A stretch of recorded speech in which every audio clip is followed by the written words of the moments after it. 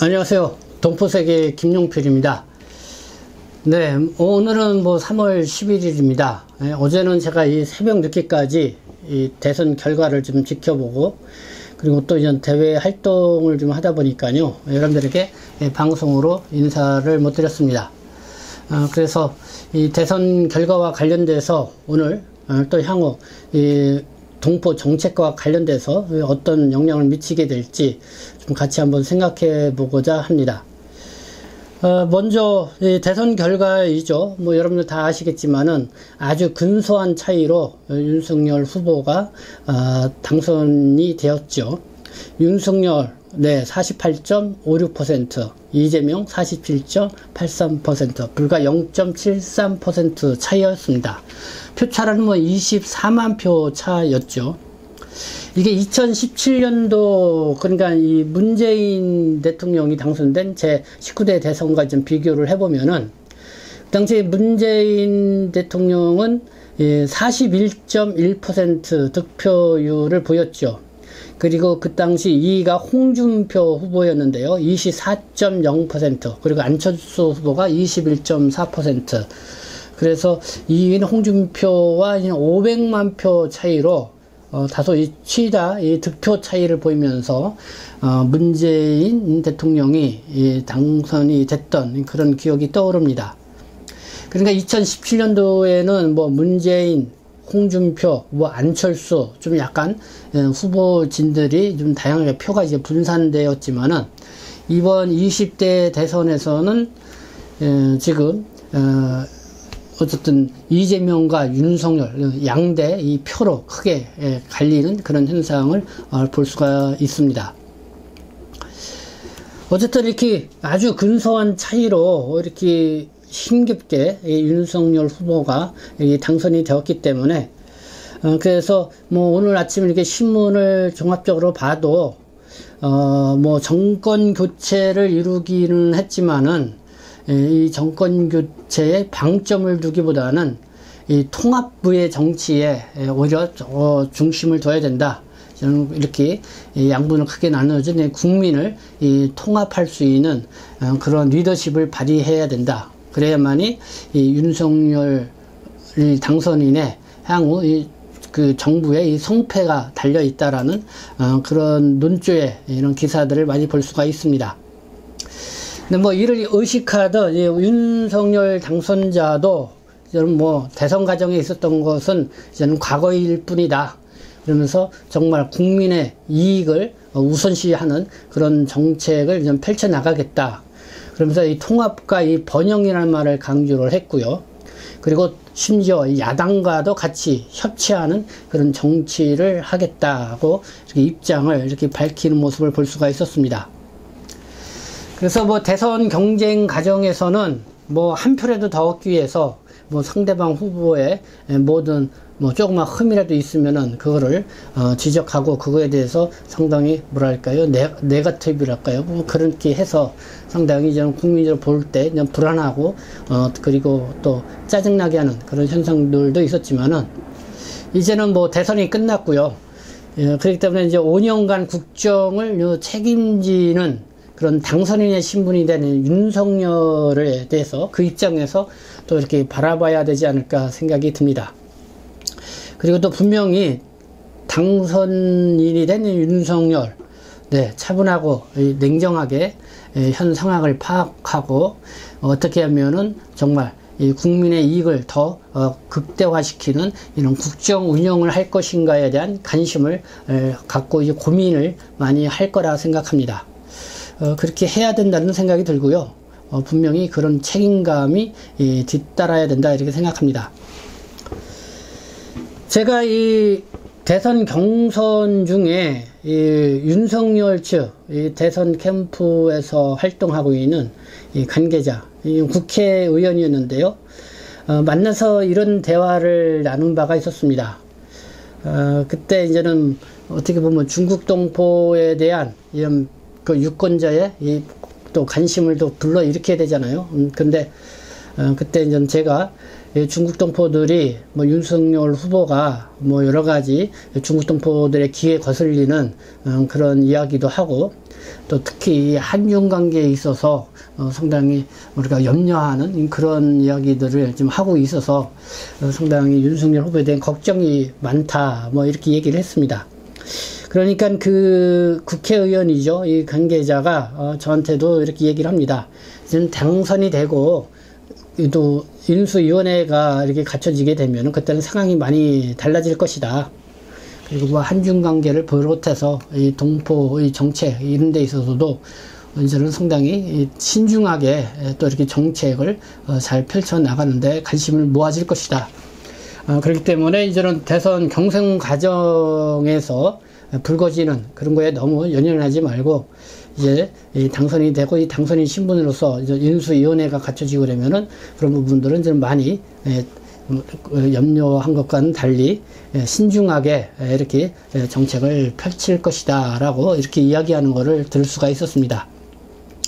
네, 분명히 뭐 그렇게 할 것이다 이렇게 생각이 듭니다.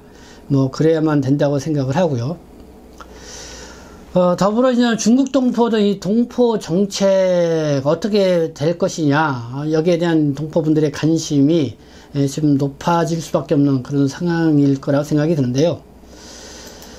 네, 무엇보다도 이 중국 동포분들, 이번 윤석열의 이 당선 소식에 어떻게 보면 기대보다는 우려가 더 많지 않겠나 하는 그런 생각을 가져보게 됩니다. 그래도 이 국내 체류하고 있는 동포 정책에 있어서는 저는 많이 좋아질 그런 기미가 보인다, 이런 소식을 여러분들에게 전해드립니다. 먼저 제가 앞서서 방송을 해드렸지만은 법무부 출입국 외국인 정책본부죠, 이 동포 정책 TF팀을 구성을 해서 이 본격적인 활동에 들어갔다는 소식입니다. 2005년도이죠. 그때 2007년도에 방문 취업제가 본격적으로 시행되기 전에 출입국 외국인 정책, 그때는 국이었습니다. 출입국 관리국에 거기에 외국적 이 동포과가 신설이 됐습니다. 그래서 이 방문 취업제를 저는 본격적으로 시행을 하면서 국내 체류하고 있는 동포 문제, 그리고 여러 가지 체류 지원 활동을 펼쳐왔죠. 그러다가 2009년도에 전 그 외국적 동포과가 폐지가 됐습니다.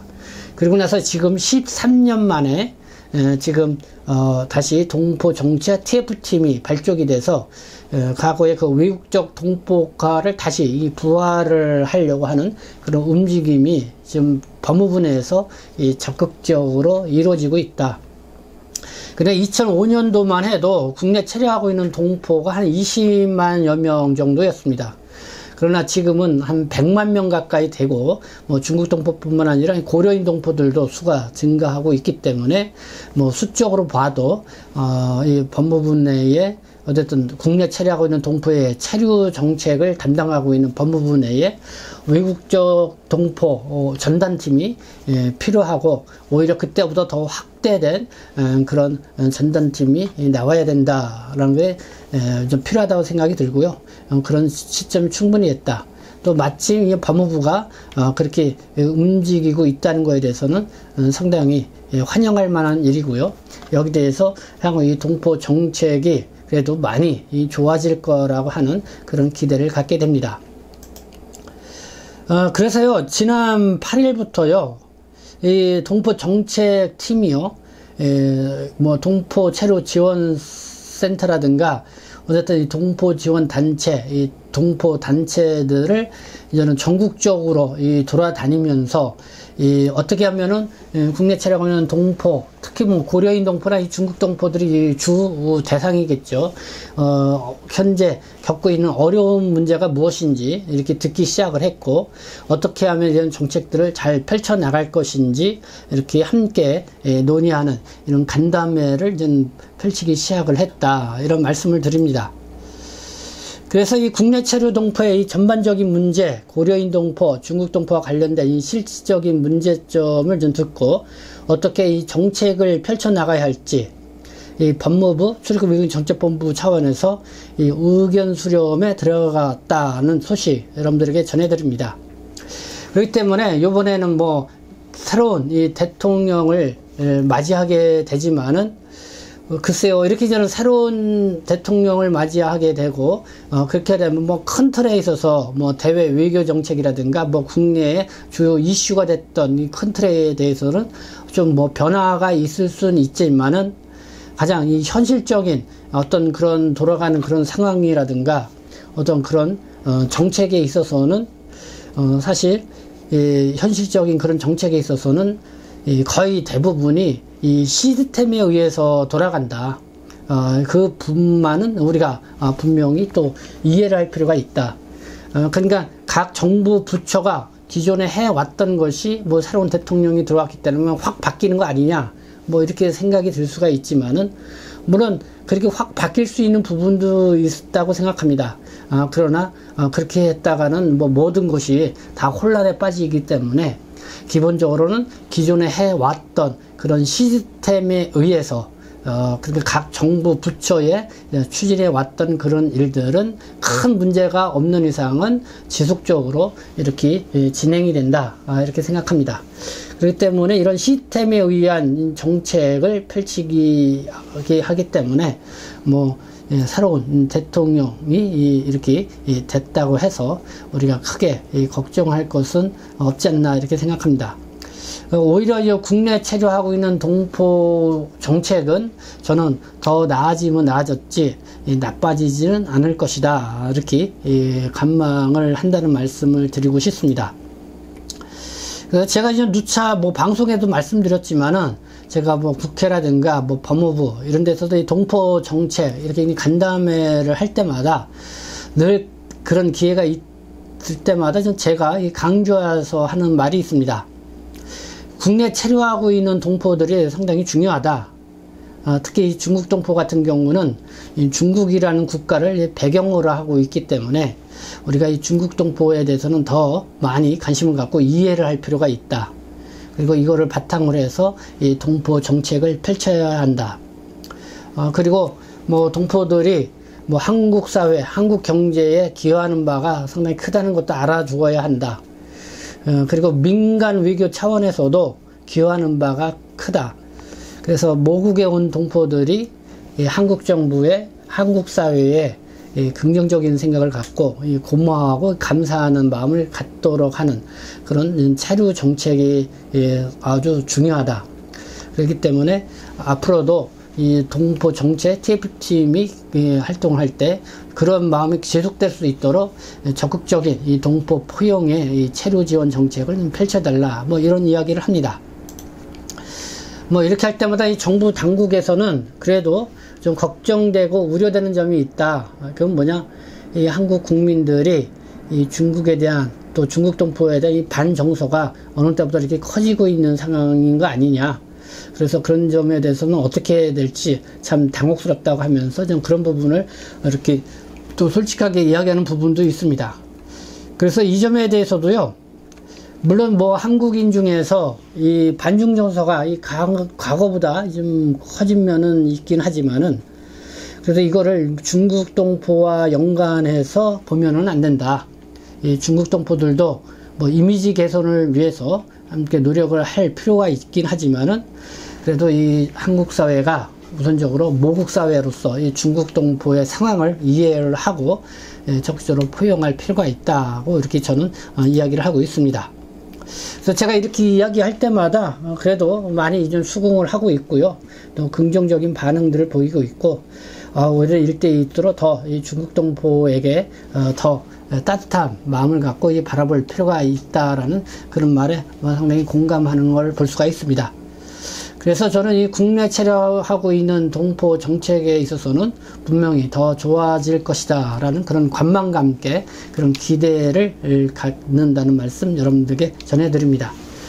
네, 뭐 일단은 뭐 당선된 윤석열 당선인 뭐 제20대 대통령으로서 정말 훌륭하게 이 국정을 운영해 주실 것을 간곡히 바라면서 환영한다는 말씀을 드리고 싶습니다.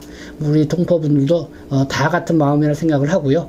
어쨌든 우리가 더 멋진 이 대한민국 또 한국 사회 함께 동포와 더불어 살아가는 그런 생활가 되어 나가기를 간절히 바라면서 우리가 하는 바 역할을 충실히 했으면 좋겠다는 생각 가져봅니다. 네, 지금까지 시청해 주셔서 감사합니다. 저는 동포세계심 대표 편집장 김용필이었습니다.